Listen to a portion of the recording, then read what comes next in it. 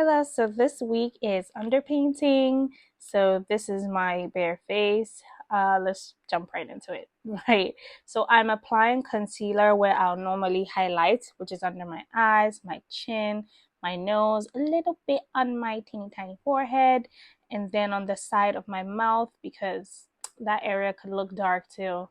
And then we're going to sculpt this face with some definitely a contour, cream contour. So yeah, this is how I would normally sculpt my face if I had foundation before. And I never, of course, forget my nose. My nose is always such an important thing for me when it comes to sculpting my face because I don't want the big nose. So I'm blending it out. This part always feels really good, but really tedious at the same time. Like my arms hurt, but then again, I need to blend and let it look good. So as you can tell, I started with the dark shades first. Now I'm trying to apply some blush and then I'm going to blend that out. If you notice, I'm bringing the blush right into like under my eyes.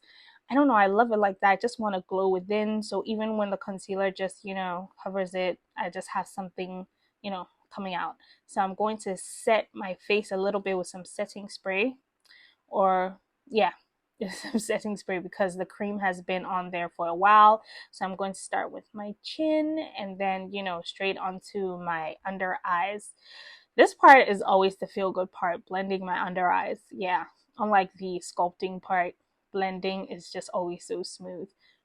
So I'm blending that and definitely going to cover a little bit of the blush, but not too much.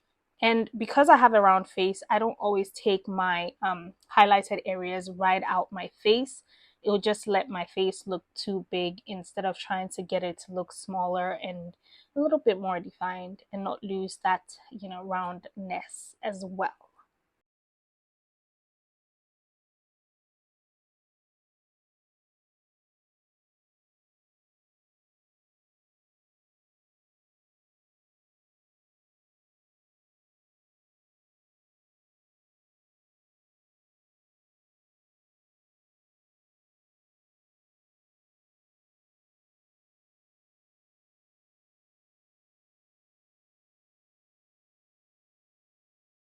Gosh, I love how my nose looks after I sculpt it. Anyway, so this is what my face looks like.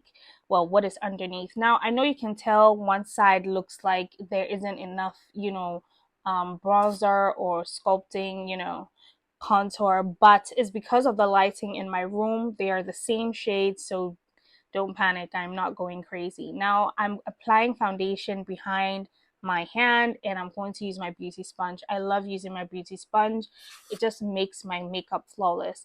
And I'm going to apply the foundation on my face this way using my concealer brush. So the reason why I always go in with my beauty sponge is that the beauty sponge doesn't always pick up a lot of product. And for underpainting, we need to show what is underneath. So then I wouldn't recommend using a brush if I'm being honest with you. I would definitely always recommend a beauty sponge. And I'm also not taking the foundation under my eyes. If you can tell, not too much in there because obviously my concealer is there going around my nose and then over the sculpted areas and the blush as well. Look how flawless the sponge blended the foundation out. You can definitely tell, or you can see that my blush is coming out, like my contour is also coming out. Everything looks seamless, just as I would have, done that before or foundation before highlights and contour. Yeah, there it is. Oh, on my skin. Gosh, my prepping game was good.